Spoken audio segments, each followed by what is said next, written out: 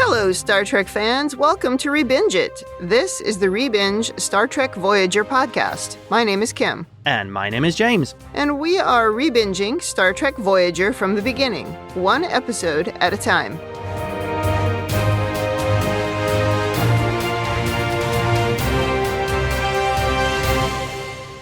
Welcome back to the podcast. Today we are on Season 1, Episode 14, Faces. This episode aired May 8th, 1995. Before we talk about this one, with the easy title, anything to say about last week's episode, which was Cathexis? No, it was perfect. It was a good episode. We had a good conversation. It was one of those where we had a lot of things to pick on, but at the end we're like, oh, what a great episode of Star Trek. Yes, that is a good summary. I did very much enjoy that episode. It was pretty good. Me too. Well, you have the notes this week, so... Yes, I do. Ready whenever you are. We open with sinister music playing and green lighting. So straight away we know something is wrong here. Well, we know we're not on a Klingon ship because it would be red. Oh, and smoky. And smoky. We hear a guy giving orders about deactivating the Genotron, and we see someone tied up on a weird vertical frame, and a voice says, "B'Elanna Torres, wake up." And the camera goes in for a close-up, and we see the person tied up is B'Elanna, but now fully Klingon, and into the opening credits. Well, I didn't know it was B'Elanna. I was like, who the hell is that? So I was very suspicious. What was the name of the machine? The Genotron. The Genotron. That made me laugh. Watching the second time to do my notes, the voice of the phage guy was so obvious. I didn't find that out the first time I watched it. I was totally snowed. Oh, funny. I do feel that as a Klingon, she should have immediately shouted, "Release me or I will kill you and hunt your family for sport." Well, I think she was still a little confused about what was happening, but yes, I agree. The fact that she wasn't immediately shouting that seemed funny. Shortest cold open ever? That's a pretty impressive cold open, though. Oh yeah, very good. It was like 30 or 40 seconds. Yeah. Very effective. On Voyager, Janeway is giving a log. They've surveyed the Avery system and they're returning to collect Paris, B'Elanna, and Durst, who for some reason they left behind on the third planet, apparently without any communications or protocols for checking in regularly. That seems very redshirty. Yep. In the galley, we get a little light-hearted humor. Neelix seems to have gone out of his way to make an authentic Vulcan plomic soup for Tuvok, which I actually thought was kind of a nice touch. Mm-hmm. And from looking at the bowl, I think this is just the Vulcan name for tomato soup. Yeah, or whatever the fruit equivalent is. Unfortunately, Neelix, being Neelix, couldn't resist spicing it up a little. He describes it as seeming a little bland. Tuvok tastes it and immediately is surprised, calling it a little piquant. That actually made me laugh. I thought it was pretty funny that Neelix, of course, had to modify the recipe. Of course. And it does raise the question about Vulcan cuisine. Is it like everything else the Vulcans admire? Austere? Is their soup, all their food, remarkably bland? You know, you could probably find headcanon to say either everything is super high-end and has to be, like, perfect. Oh. Or on the other end where they're like, it's illogical to spend time eating food. We'll just take our nutrients through pills. Flavor is irrelevant to the quality of the food. Well, to the nutrient. Oh, yeah, the nutrient value of the food, yeah. But I do think there's a version of this where it's really the other end. And instead, they have to do everything perfectly and everything is 5 stars. That's a really good point that the Vulcans would have to be perfect. Yeah. Perfectly seasoned, perfectly cooked. And they would also have to show how superior they are to everybody else by making perfect food. Oh, yeah. Like all the Vulcan restaurants on Earth are just to show how much better they are than humans. And by the way, piquant is a pleasantly sharp or appetizing taste. Yeah. So he wasn't complaining, really. I just don't think he likes spicy food, so he was totally missing out on life. I did think he was being incredibly polite in this scene. Tuvok, I mean, not Neelix. Oh, I thought Neelix was trying hard. Yeah, I had no complaints about it. The only thing really to complain about is that the Neelix food jokes are getting a little old. We're 14 episodes in. I mean, let's move on. And you know what? If you don't have any other options, and it's that or starving, I'm pretty sure you should just eat it. Just eat it. Well, fortunately, Tuvok is saved from the soup by a call from the bridge for the senior officers. And that ends the humorous part of the show, and everything now is going to go horribly wrong. Well, not completely. There's a little humor later. Do you think when they call for the senior officers, they leave Harry out? I don't know. He's technically not a senior officer, but he is a bridge officer. Right. I mean, someone did write to us about how come Harry hasn't yet received a promotion, seeing as he's competent, he's able to hold his own under pressure. Right. He hasn't had a breakdown from being kidnapped and punched in the face multiple times.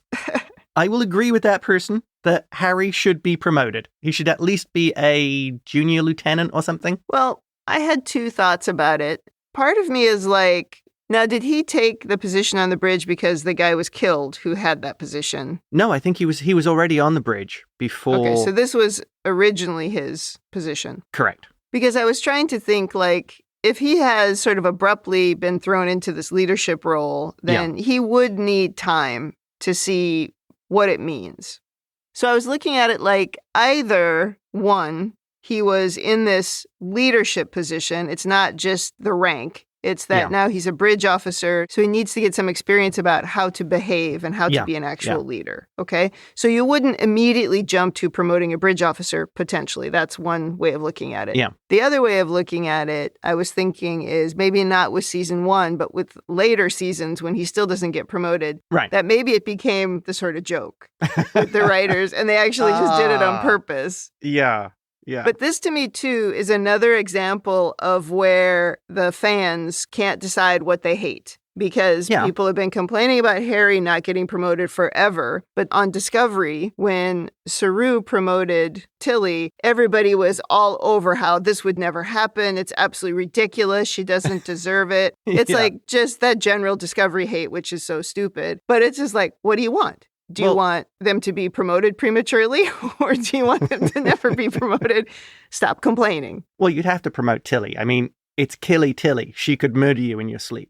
Well, they weren't promoting Killy Tilly.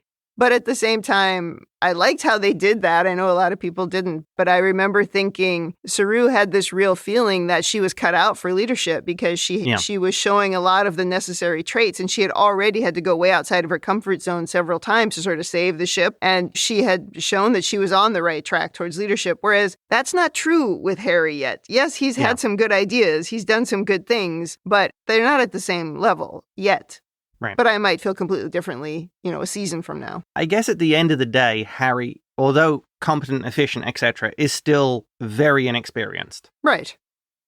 On the bridge, it turns out that the away team have not made their rendezvous point. Harry can't locate them, and he also reports that apparently the tunnels on the planet have moved, and with no good explanation. Do we need to talk here about how Janeway is back in the full super bun?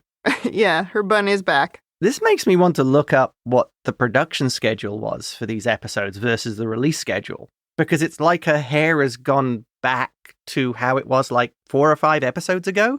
Yeah, I didn't look that up. I had read something about Kate Mulgrew talking about at some point she just had to stop worrying about what they were doing with her hair and just get on with being the captain. I didn't look up why it seemed to go back and forth so much in those first episodes. It's entirely possible that they were just filming in, a different order than what they aired. That was pretty normal, I think. Yeah, and a continuity editor's headache. Yeah. Chakotay is concerned that the away team may be trapped on the planet, and Janeway lets him take Tuvok and Kim down to the surface. She doesn't go because it sounds boring, as she normally likes to just go straight down with phasers out. Yeah, nothing to shoot at, not interested. Yeah. Tuvok here does point out that their sensors may be masked by the magnesite deposits. And if that's true, how are they able to actually map the caves if they can't scan them because of the magnesite? I did wonder the same thing. Yeah, good question. We go back to B'Elanna in the bondage dungeon. And behind all of this, we discover it's the Vidiians. Again. The phage guys. Yes, the meat face people. Whereas one of our listeners termed it the jerky faces because it looked like beef jerky. Yes. They're back and they're as gross looking as ever. Yep. We're introduced to Sulan, the chief surgeon of the Vidiian sodality. B'Elanna demands to know what's happening, and Sulan explains how he's reconstructed her genome, making her pure Klingon. There's a lot of technobabble here, but at the heart of it, it sounds like they've used transporter technology to rematerialize her as a full Klingon. Using the Genotron. Yes, exactly. She asks why, and Sulan tells her the Klingons have a nucleotide sequence that may be resistant to the phage. He tells her she is his people's greatest hope. And he also hopes she'll be resistant to the phage, as he's already infected her. Rude. That alone is truly worthy of, I will kill you and your family for 5 generations. Yeah, that should have been the first thing that went through a Klingon's head. Yeah, exactly. I do like the makeup on B'Elanna here. They've given her the full Klingon teeth as well. Yeah, which she's not super comfortable with. No. It does make her sound like one of the Duras sisters as well. Yeah, a little bit. Yeah, she's talking in a really stilted fashion, which I was trying to figure out. Yeah. Was that a choice, that the actress was making? Yeah, I think so. Because she was, the character was trying to get used to the teeth as well. And also maybe trying to get used to the new Klingon sense of anger. I don't know. It wasn't necessarily her best moment, the way she was speaking. I would agree. It is a little bit ropey at the beginning. Yes. So I think it was a deliberate choice. Maybe it was the directing, but it comes around. I'm glad she didn't talk like that the entire episode. Right. The other thing we have to talk about is the Vidiian makeup. It's so well done. Awesomely horrible. The other thing is the set as well. There's lots of interesting looking equipment. So they give it a really good feel of almost Frankenstein lab. Yeah, the makeup is pretty good. And this time, the actor is actually able to speak. Yeah. Whereas the first time we saw the 2 phage guys, they were struggling. I don't know if it was the teeth or the makeup or what, but this time it seems like they figured that out. Yeah, it's brilliantly done. Yeah. No, it's a good set and good. There's a lot of good costumes and certainly good makeup in this episode. Although I was trying to figure out why, if you just removed the Klingon DNA, why the teeth would just go bad instantly. I don't know. It was, I was just trying to reconcile, like, why the teeth would change. Yeah, I don't know. Wave your hand at that one. Okay. We cut to Tom and Durst with other prisoners of the Vidiians. There's a few different races here, and we see a Talaxian briefly. Oh, yeah. I wrote down, oh no, another Talaxian, another Neelix. Durst wants to get out of this place, and Tom wants to find out what happened to B'Elanna. They start making a plan, including tracking how many guards and how long are the shifts. But the Talaxian just starts laughing, telling them nobody escapes from this place. And we discover that perhaps all Talaxians are annoying. It is hard to believe that no one could escape, since these guys, they talk about them being weakened from their condition. Yeah. So, I mean, have they never one time captured someone who is stronger than them, like a Klingon? Is this the first time they've had somebody like that? Yeah. Maybe they're careful to only kidnap people that they know that they can physically at least compete with. Oh, that might be a good point. Do you think this is a characteristic of the Talaxians? You know, like how the Klingons are warriors and brave, Talaxians are just kind of annoying? Well, maybe. I find in this episode he's a little less annoying than Neelix, but he does still have the sort of manic laugh and, a little bit of the outlandish behavior, but not quite. Yeah. Well, the Talaxian, whose name we never actually find, explains to Tom that the Vidiians are weak. They need these prisoners to dig their tunnels. The guy finishes on a positive note, telling Tom, they'll get around to gutting you eventually. From 23 people on his ship, he's the only one left, and if B'Elanna isn't there, she'll have been taken to organ processing. Ugh. We also learn an important thing here, that despite the Vidiians having medical technology that's generations ahead of the Federation, they have yet to invent tunnel boring machines. Yeah, I have a note about that later. Like, how is it possible they need to kidnap people to carry rocks at this point in their technology? So I agree. I did want to say, you mentioned Durst here in the scene. Now, Durst is the guy who just appeared out of nowhere in the last episode. Correct. All of a sudden, he had a bunch of lines. But he survived that episode, and I wasn't sure if we were going to see him again. And we see him in the very next episode. Yep. But don't get too attached. Yes, we come on to that a little later. Yeah. Tuvok, Chakotay, and Harry are now investigating the caves, and we see Voyager is once again down with high-quality caves, very different from Deep Space Nine. Oh, yeah. I don't recall, did TNG ever have caves this good? I don't remember. Probably not. Probably a lot of red caves like Deep Space Nine. This cave, they've even got like water dripping. Yeah, they really spring for the cave effects in this one. The cave effects, yes. They managed to find the last location of the away team, but Tuvok discovers evidence there were 5 humanoid lifeforms there. The away team did not enter the cavern alone. Uh-oh. Another observation here. I love the look of those wrist-mounted flashlights. They look really cool. But Yes. practically speaking, those things are going to drive you nuts. Yes. If you need to use your hands, they'll be flashing everywhere. Yes. I think what they needed would be like a really cool shoulder-mounted flashlight that when you moved your head, it did like head tracking. Yeah, that moved automatically. Yeah. You're probably going to say, you could just have a headband-mounted one. You could. But yeah. Where's the fun sci-fi tech in that? Shoulder-mounted flashlights that follow your head. Really, what would make more sense if we were truly in the future and we had technology like the ships that we make and transporters. I think I said stuff like this all the time on Deep Space Nine. It's like we can invent a transporter, but we can't do whatever the dumb thing was that we couldn't do in the episode. So why couldn't you have a light that wasn't just a flashlight that actually illuminated the entire room? Oh, you mean like a floating anti-grav drone that actually has lights on it and follows you around? Yeah. Or just some kind of technology that you dropped it on the floor and it lit up the whole room. Why is light hard? But you can do transporters. Come on. Right. Back to the dungeon, and Klingon B'Elanna is still restrained, sweating profusely, and seems very agitated. Sulan explains that this is an early stage of the phage, agonizing joint pain, so bad it kills some people. These guys are terrible. That's so annoying.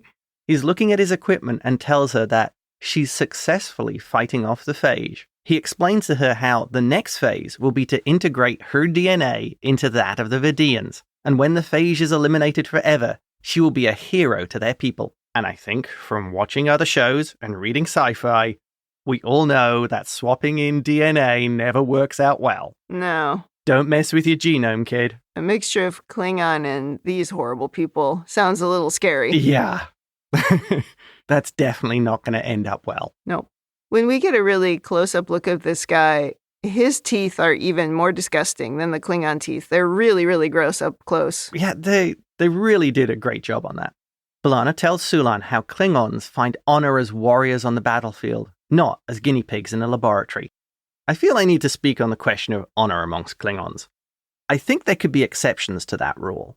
Because remember how Worf explains to the Sons of Moog that their enemy is time when he gets them to help in the Children of Time episode? Mm-hmm. The same thing could potentially work here. Yes. Like if you were fighting a disease affecting Klingons, you're battling an unseen enemy for the Empire, for victory of your people. Yeah. It would only work in specific situations. There's a lot of sort of weaknesses like that in the Klingon story because we're not even sure, do they have doctors? Yeah. Well, that's true, yeah. I mean, I guess it's because they didn't think they could explain stuff like this, like how would there be honor in it? But you're absolutely right. There's honor in any type of job. Yeah, that's very true. You invent something that helps the Empire. That's a great honor. Yeah. That's worthy of note. You know, I was listening a little bit to Once More Unto the Breach this morning, just because it randomly downloaded to my podcast player. I don't know why. Sometimes podcast players are a little bit strange. But we talk in that episode about the older Klingons not being able to get the glory of death in the battlefield. Yeah. And I wonder if those are the people who end up having different jobs on the planet, like who's a cleaner, right? Or who's working in a factory, or who's a doctor, all these other things. Are they really just the older Klingons that didn't die in battle and now we're not, I don't know, strong enough to remain in battle? Right. Every job has honor in doing the job well, whatever it is. My point is they never included that into any of the stories. So I'm wondering if it's because that's just, you sort of age into those jobs in Klingon. Interesting. I'm just doing some headcanon about Klingons, that's all. No biggie. That's a very valid point. Although saving this race may have no honor because they seem like they're real jerks. Oh, yeah. So I don't know about that. Yeah. Oh, yeah. It's like how the Klingons say about how the Romulans have no honor. Right. You could say that about the Vidiians. They have no honor. Yeah, they don't seem to. Before we leave this scene, you brought up how good the makeup looks, how great the effects are. This is another great transfer from NTSC. And most of the episode is dark as well, but you don't really notice all the artifacting. Mm-hmm. I still want the high-def transfer from the 35mm, because there are still a few points in the episode where you see NTSC artifacting. You know, you see the rainbow colors when there's like a grid on the floor and a few other places. Back in the prison barracks, and Tom is awakened as we see the guards bring in a new prisoner who appears to be in Starfleet uniform, and we see it's a fully human B'Elanna Torres. Yep. Somehow he took one person and made them two. Well, sure. With DNA. Come on. But B'Elanna got to keep the uniform. Yes. B'Elanna, human B'Elanna. Human B'Elanna tells Tom the Vidiians told her how they'd completely removed her Klingon DNA, and she goes on to say how she feels weak and sick to her stomach. Yeah. B'Elanna starts telling a story of her background, how she grew up hiding her Klingon ridges as a child, and how in the colony she grew up in, she and her mother were the only Klingons. She knew she was different, and she didn't like that feeling. So racism still existed, not so evolved after all? And then, when she was 5, her father abandoned them, which just devastated her. And being a kid, she decided he left because she looked like a Klingon. And so she tried to look more like a human. Tom says to her, "It looks like you finally got what you wanted." Not helping, Tom. Tom is not helping. Not I don't helping. think anybody really helps her in this episode. Oh, that was a terrible backstory. That was up there with Odo telling Kira how he got his name as a corruption of the sample label when he was found, which meant nothing. Yep. Well, I don't think it was quite as terrible. It was a little bit of a childish story, really, because she was talking. She didn't talk about any kind of abuse or anything that really happened to her, and she even said that other people didn't say anything. She just felt different, because she was the only person there who was part Klingon, and her mother was the only person there who was fully Klingon. So she didn't really talk about anything terrible that happened to her, other than she just didn't feel like she fit in. But I think that still is a story of she didn't feel included. She felt like there was othering. But my point is, the way she described it was really just how it was appearing to her, or how she felt inside, because nobody was helping her adjust. Yeah. It wasn't that she was being, at least she didn't talk about, like being bullied or having anything specifically happen to her. Instead, no one was just sort of helping her sort of mature and work through it. She just didn't feel comfortable in her own skin. Yeah. But she wasn't brutalized, I guess. Yeah. I don't know. I shouldn't be diminishing that. It's still her personal experience, so. That's interesting, because I felt it differently. I thought she was telling a story of how they were politely othering her. I see, okay. That they weren't going out of their way to discriminate against her. Maybe she just wasn't being included. But she felt it. Okay, that's fair. I didn't look this up, but I'm wondering, is that the colony in the Badlands that she came from that was sold out to the Cardassians so they could murder them in peace? I do not know. She didn't get onto that part of the story. No. Back down to the caves, and the away team is scanning. And Tuvok finds what should be a tunnel is actually a wall. He concludes it is not rock, but a disguised force field, and the energy configuration matches that of the Vidiians. I did like here how Janeway tells Chakotay she really wants to find out what's behind that wall, and basically goes straight to shoot it. Just shoot it. I did it before. I'm sure it'll work again. Her first reaction. Yes. I did like her reaction when she heard the word Vidiian. She was like, uh-oh, the same thing that happened when she saw that hidden Kazon ship. Yeah. She just went right into, okay, action. Right, action, Janeway came out. Time not to mess around. As Chakotay starts shooting at the wall, nothing happens. And Harry spots 2 Vidiians hiding in the shadows, and Chakotay immediately calls for an emergency beam out. They escape with all organs intact, and Harry even makes it back too without being kidnapped. Yeah, that's a surprise. It's funny that we have to run away so fast. I mean, the Vidiians managed to take something that they learned from an encounter and improve their technology. Did we do nothing? Yeah. We didn't do anything to try to figure out how to deal with them if we ran into them again? Apparently not. We just ran away. Yeah, it's like, couldn't they stun those guys? They've done it before. I will point out, though, remember when they tried stunning Vidiians the first time they ran into them? The guy just dropped the phaser and still was able to run away. So they might be more resistant to Federation tech. For a change, they were favoring caution over just shooting things. Yeah, but do we not do retrospectives after encounters with new aliens, or when something goes wrong? Do we not get together and talk about how we could handle it better next time? Post-mission briefing, yeah. Good point. This is how you improve yourself. Yeah, any kind of a conversation about it. It should be somebody's job to make sure that we're doing that. There's one guy writing these reports going, doesn't anybody read them? Oh, maybe. That's funny. Somewhere there's a whole pile of reports that nobody's read. And it's all, on individual data pads. There's like 1,000 data pads somewhere. Oh, yeah. Hey, this report says shoot them in the feet and it will disable them. How come nobody told me that? You didn't read the report. In the bondage dungeon, B'Elanna is trying to escape, and she started to actually break one of the restraints, but has to stop when Sulan returns. She changes tactics, trying to butter him up this time, telling him that Klingons are known for their voracious sexual appetite. Ugh. Now she sounds like one of the Duras sisters. This is unpleasant. Well, it doesn't work. He says he can't risk releasing her, and he touches her face, adding creepy into the grossness of Sulan's character. Yeah, and his beef jerky hands. Ugh, really quite gross. He tells her his race was once handsome and vigorous as her own, and perhaps one day his appearance might not disgust her quite as much as it does now. She could add at this point, it's also your morality and behavior that is grotesque and disgusting. That's what's really gross. And really, only the teeth are gross. To me, all of the skin grafting and stuff, in reality, it would probably be a lot more disgusting than it really is because it's kind of leathery. Yeah. I could imagine it being worse if it were sort of oozing and dripping and wet, but it isn't. Yeah, I think it would be a bit juicier. It would be juicier. Oh, that was gross. I think that would be harder for continuity. In the prison barracks, Vidiian guards take away Durst. Tom protests, but they pull guns on him. Human B'Elanna is terrified by this and sits on her bunk, with her arms and legs pulled up, sobbing. It seems she's never felt fear before, or at least the human version of it. Yeah. And it's totally overwhelming her. It would be. On Voyager, Janeway is worried the Vidiians will call in reinforcements, and although they can't detect any ships, Tuvok does point out that if the Vidiians use the same cloaking tech that hides their force fields, they wouldn't be able to detect them. Following from your point, Kim, Voyager needs to get hold of some of this tech. It would come in really useful if they can, cloak themselves using Vidiian tech.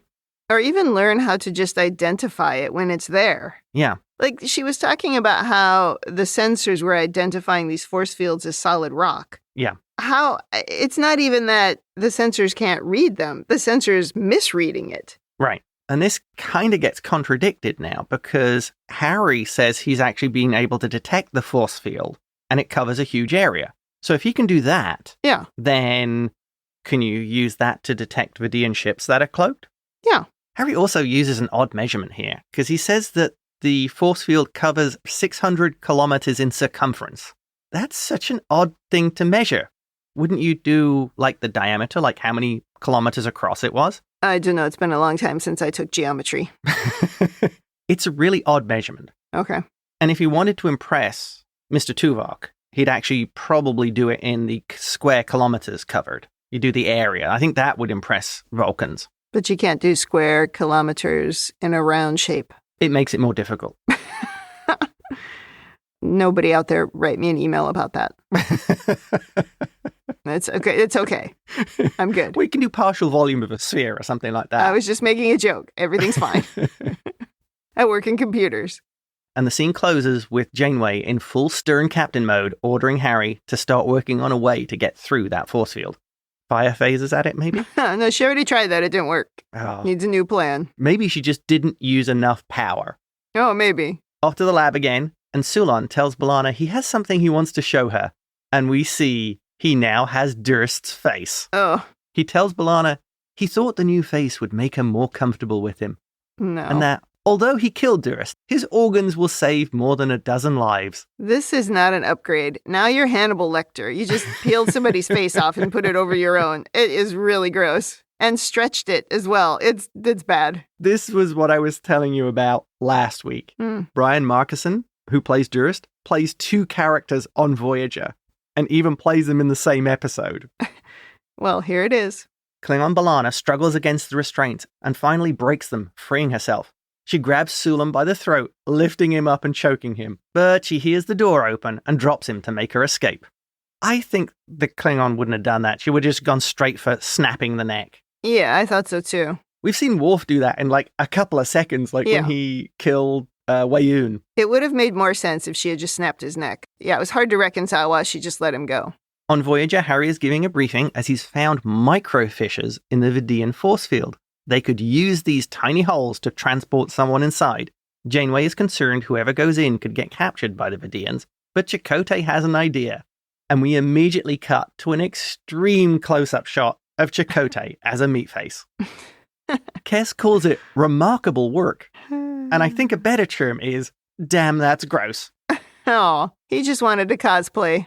The Doctor is very impressed with his handiwork. He is impressed with himself. In the caves, Tom and B'Elanna are carrying rocks, and we discover that the Vidiians have also failed to invent handcarts. Or even possibly the wheel. They do have lights, though. This is where I had the note about if their technology is so great, why is it that they need people to come in here and carry rocks back and forth? It's like, really? Yeah. You couldn't, get little carts or something? Yeah, it seems like maybe they're up to something else, capturing these people and just keeping them busy. And maybe they make them work to keep them tired, so they don't attack. Oh, your comment about how if they have people strong, they might overpower them and take their weapons and escape. Right. So keep them tired? Yeah, that's a good headcanon. Thank you. Did you notice as well, some of the people in this scene just look to be normal humans? They don't look like aliens of any kind. Oh, I did not notice. All the physical work isn't going well for human B'Elanna. She seems to be in a bad way. And the Talaxian actually does something nice and shares some water with her. She tells Tom that when they took Durst, she was terrified and she'd never felt like that before. She thinks that when they took away her Klingon DNA, they turned her into some kind of coward. Tom tries reassuring her, saying, fear is a good thing, and courage doesn't mean you don't have fear. It means you learn to overcome it. He tells her to hold on until they can find a way out of this place. The guards interrupt, and one of them tells them if she's too weak to work, he'll take her back to the barracks and leads B'Elanna away. But again, nobody is really giving her very good advice. I appreciated what Tom said, but why are neither one of them recognizing that the Klingon part of you is gone? You're going to have to learn a new way to deal with fear. It's going to be different. Well, that's true. And that's what I think is the interesting part. It's like B'Elanna is experiencing fully human emotions for the first time. We know Klingons feel fear. Right. Worf has talked about it. But we don't even know if that's like human fear. And if you've never experienced that before, I can see how that would totally mess you up. Yeah, and how does that not occur to either one of them? Tom's not the sharpest tool. But B'Elanna should still have her background in science and engineering and have some understanding, maybe. I guess she's just too afraid to think clearly. Maybe she's got too much adrenaline rushing through her. Well, it's probably all she's overwhelmed by emotions that she's never really had to deal with. Or they're emotions she doesn't understand because she's had this Klingon side to temper it. Yeah, I guess so. On Voyager, Meatface Chakotay is now beamed down. And because they can't contact him once he's in, Janeway says, now we wait. It was very dramatic. Well, she hasn't had a lot to do in this episode, so she's making the most of it. Oh, I think so. In the barracks, human B'Elanna is lying in a bunk, and when the guard is called away, she starts working on the Vidiian console. But unfortunately, the guards return and drag her away, probably to organ processing, as they use what I expect is a euphemism of they're taking her for a hot meal and a shower. Oh, yeah, that was sort of gross. Her hair in this scene is really terrible. I didn't notice. Well, she's working in a mine. It's the best she can do. Well, I couldn't figure out what they were trying to do in hair and makeup. Like, were they trying to use the sort of same wig or something so it was pushed way back on her head? Because it looked different. It looked weird. Well, before the guards can take her much further, Klingon B'Elanna appears, beating the crap out of the guards in that wonderful way only Klingons can. She does like a full palm punch on one of them. Oh, yeah. I did like here when human and Klingon B'Elanna just look at each other. And the Klingon version puts a hand out to help her up. And also, human B'Elanna just faints. And the Klingon version just throws her over her shoulder and marches out. I laughed out loud when that happened. That was awesome. It was very appropriate for the Klingon. Mm-hmm. More cave time. And Klingon B'Elanna is cooking supper, waking up the human version, telling her to eat, and describing it as some rodent I killed. This reminds me of, remember Kor, Worf, and Dax? In the Sword of Kahless, yeah. Where they were trapped underground. Yes. It's really funny when Klingon B'Elanna says, I'm sorry, I can't replicate a souffle for you. And it's just like, that's a very highbrow insult for this moment in time. Yes. The two versions of B'Elanna argue about her Klingon temper and how the Klingon side is needed if they're going to get out of this place. I do like the Klingon version of B'Elanna here. She just rolls with it. And her plan of escape, we fight our way out. Right. Naturally. Human B'Elanna points out that brute force isn't going to help them here.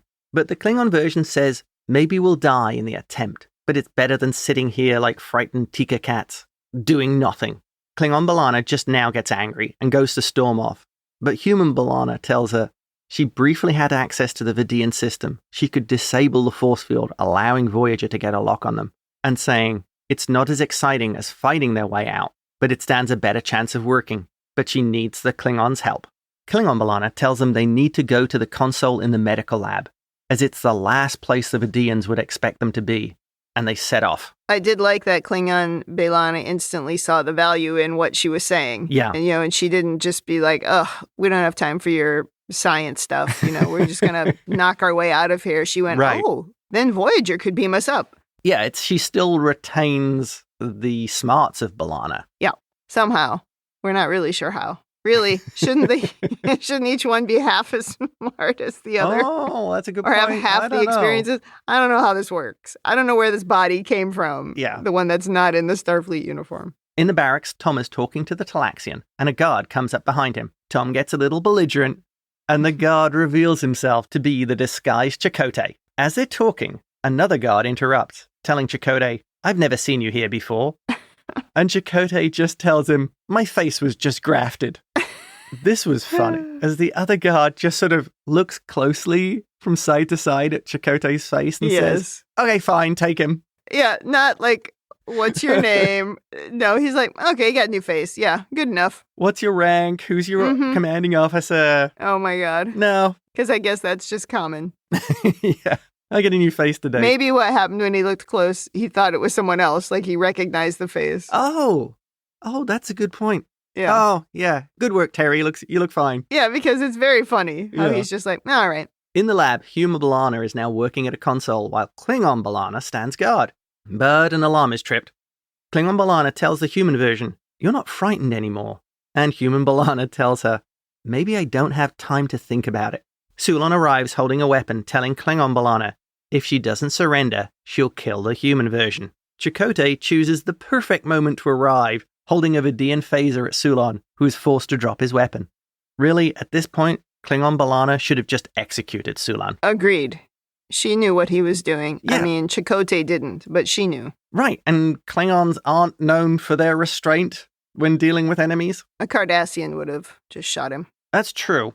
And a Romulan would have shot him in the back later. Maybe a Klingon would have, in the absence of having a Batleth, would have walked over and just knocked him out. But she didn't do anything. Yeah, she needed to do something. Yep. Human B'Elanna drops the force field, but before Voyager can beam them out, Sulon pulls a small phaser from behind his back and shoots. But Klingon B'Elanna jumps in the way, taking the blast, in a classic Star Trek moment. Yes. Somehow faster than a phaser. I think they should have done that in slow motion. Remember the awesome Cisco slow motion jump? Oh, yeah, from season 1. Yeah. Although at this point now, it doesn't make any sense that Chakotay doesn't shoot Durst, phage Durst. Right. Well, Klingon B'Elanna goes down, and as they beam away, Sulon stands shouting, "No!"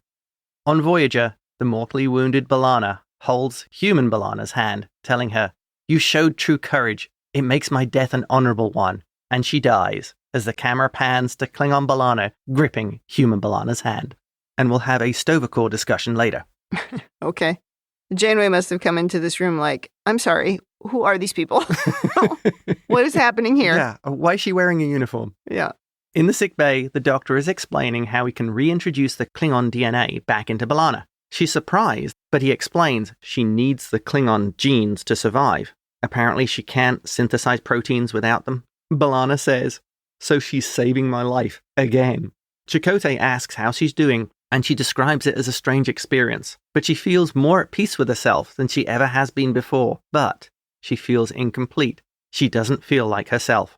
Yeah, like she's missing the anger. Maybe it's like she's on Xanax. She describes it as having someone else living inside her for too long for it to feel right without her. And she came to admire a lot of things about her. Her strength, her bravery. Finally, she says, "I have to accept the fact. I'll spend the rest of my life fighting with her." Chakotay goes to say something, but doesn't, just looking back at B'Elanna before he exits. Again, an opportunity to say something useful, but he says nothing and leaves. After he leaves, a tearful B'Elanna runs her hand across her ridgeless forehead, and we close on Voyager flying through space. The end. With all the plastic surgery we've seen on Star Trek, I have no idea why she can't look however she wants to look. That's a very good point. If Cardassians can look like humans, then it shouldn't be a big deal. Oh, wait a minute. There was even a Klingon who looked perfectly like a human, even from the original series. Yep. Yes, not just from Discovery. They also did it in TOS. Yeah. Mm-hmm. And we had a couple of Cardassians who were humans. Exactly. One in this show and Yep. at least one. Maybe there was more than one in Deep Space Nine. And a Bajoran who was made into a Cardassian. Right. At the end of the show, B'Elanna also reminds me of Sorella here. Why is that? Well, because she was quite magnificent. She had that sort of Klingon self-confidence. Martog's wife, yeah. I can see that. Well, do you have over-analysis to talk about? Yes, we do. All right. And the first one, the most important one, Klingon B'Elanna. Does she get into Sto-vo-kor? Well, I mean, because I still don't understand where that body came from. I don't understand how we split B'Elanna into two people with no consequences. You can't think about it too hard. Well, if I don't think about it too hard, then the answer is yes, because she died gloriously. Agreed. Trying to save herself from being shot, the other herself. Well, wait a minute. Is saving yourself honorable? Yes, in this case it was, Yeah. I would say. So if I don't think about it too hard, then yes. If I think about it really hard, I don't understand how she really existed. Okay. So that makes me think no. But Well, this comes into my second point, which is how can you reconstitute the genome for a race from only one half of the DNA? yeah. Did he just fill in the missing bits with frog DNA? Oh, Lord. It's Jurassic Park. I don't know. It was that Genotron. I imagine that their little fancy machine can do a lot of things that we don't understand because of what they've been doing for thousands of years trying to save themselves. Yeah.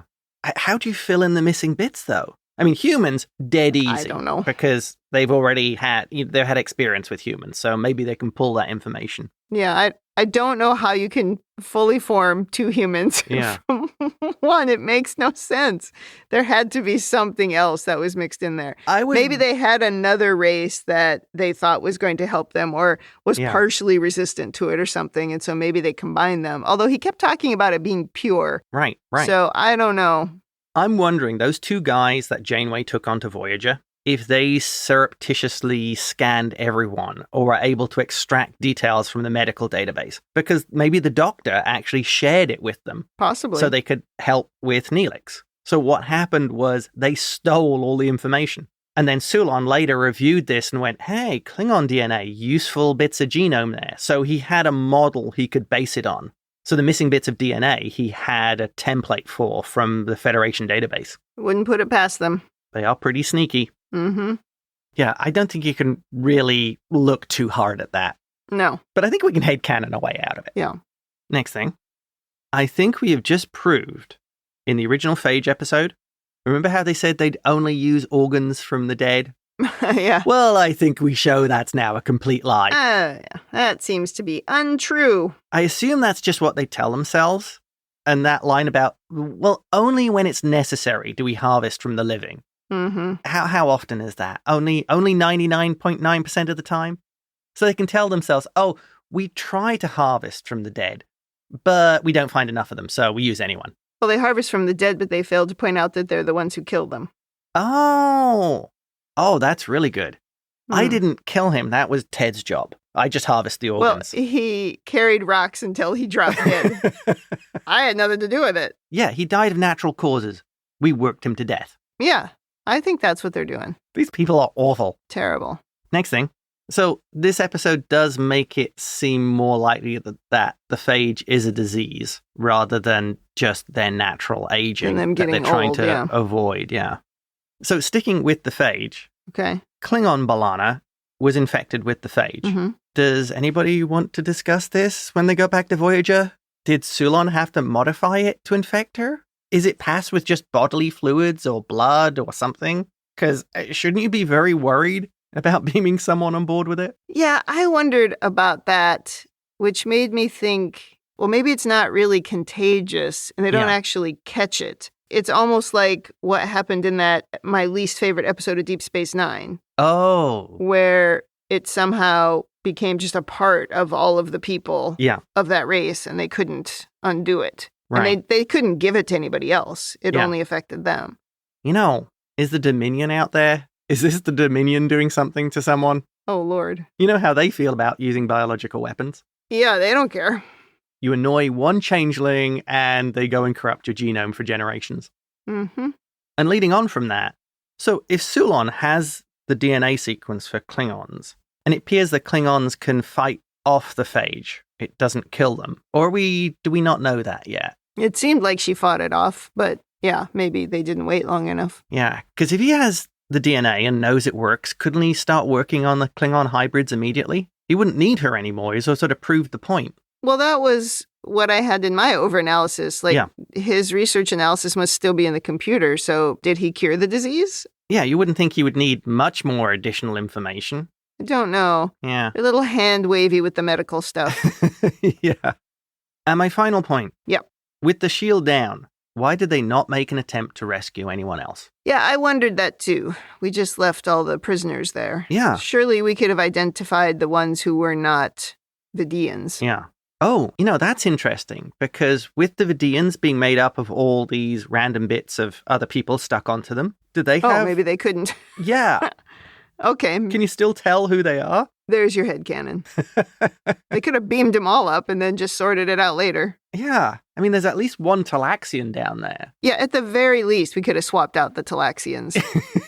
I can understand why you might not want more than one on board. No, true. This actor who plays the new Talaxian, he is closer in age to the actor playing Kes. Oh. So it might be a little bit less creepy.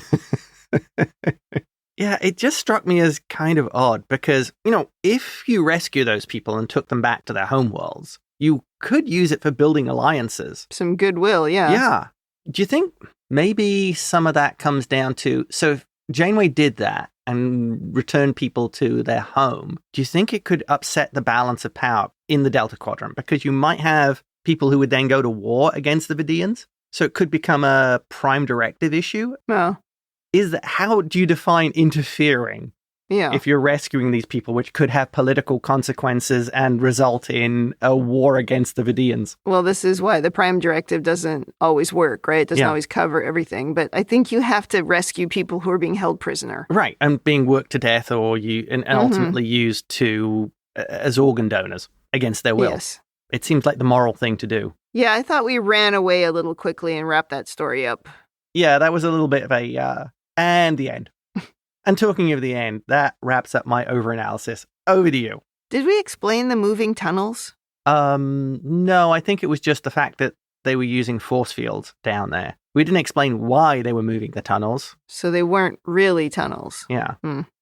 My first note in overanalysis is we need to deal with these phage people. We can't just let this continue. Yeah. Well, Janeway warned them last time. Oh, yeah. And it worked. No. Yeah. No, it did nothing. After they beamed their people over, couldn't you fire a couple of photon torpedoes down there? Yeah. Again, could we do a retrospective and talk about what we should do about this? This is terrible. Rescue those They're people? They're basically torturing people. Yeah.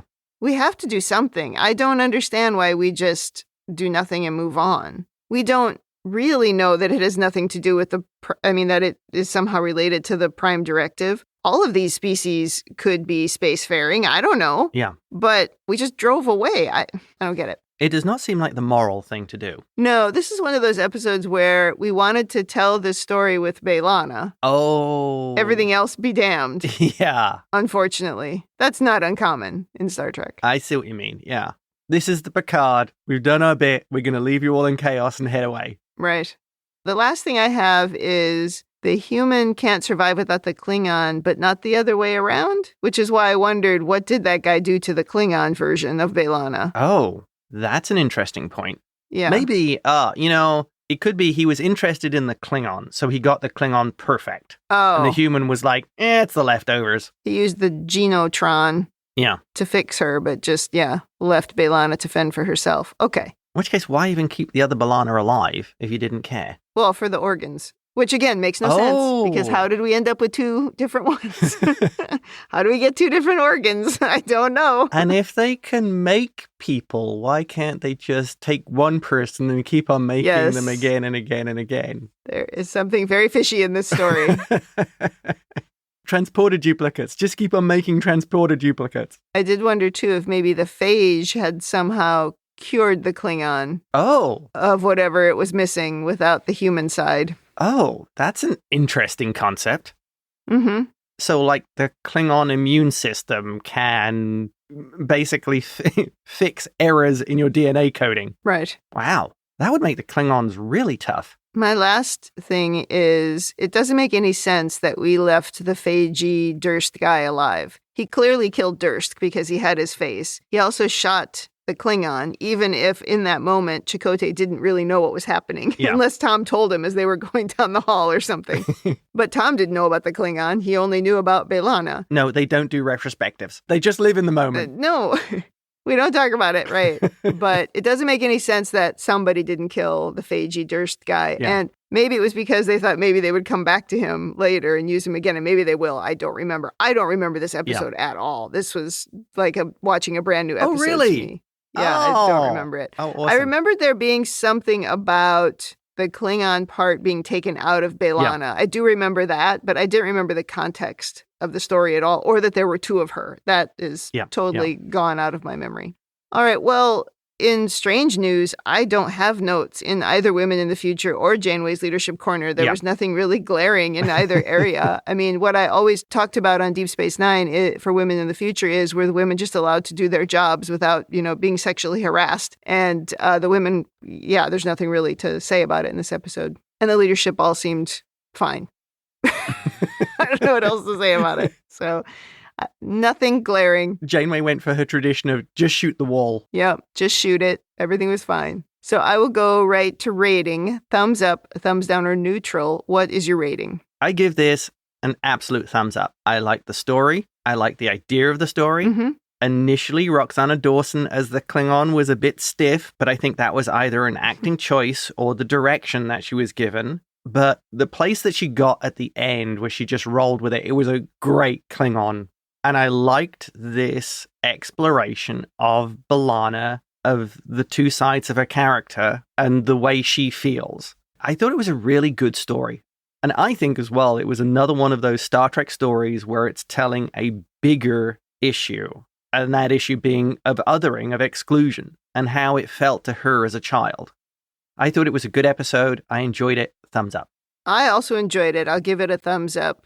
There's a lot of hand waving. I mean, we talked about all the hand wavy things, certainly with the medical stuff. How were there two bodies? That doesn't make any sense to me. The one thing I would say is while B'Elanna, the human, was struggling after having lost some of the Klingon, why wouldn't the Klingon B'Elanna have been doing the same thing? Really, she should have also been struggling and maybe been struggling with making logical decisions, but she wasn't. She was still very clear-minded. Interesting. And wasn't always willing to, or didn't always think she needed to throw punches to get through something. She thought it was a good idea that they go and try to drop the force field and get beamed up to Voyager. So I think they could have leaned her a little bit more Klingon in the way that they leaned B'Elanna into being a little bit more human. But you're right in that fancy Genotron may have filled in some gaps in the Klingon version. Right. And that could be the answer to it. But they certainly didn't explain that outright. The Klingon sort of came out perfect. Yeah. And the human B'Elanna was flawed. Yes, exactly. Overall, this is a good Star Trek episode, regardless of the hand-waviness. It was entertaining, and it did what it wanted to do, which was to show the two different parts of B'Elanna and how they are a struggle for her, and how she really wanted to be human because she lived with humans. Her father was a human, right?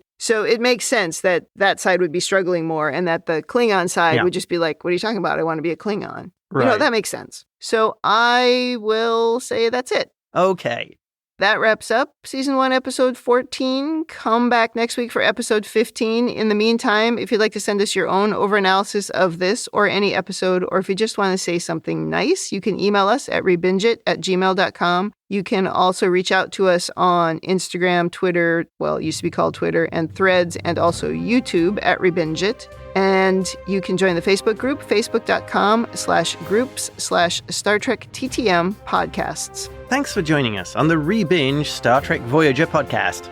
That's it for me. And that's it from me.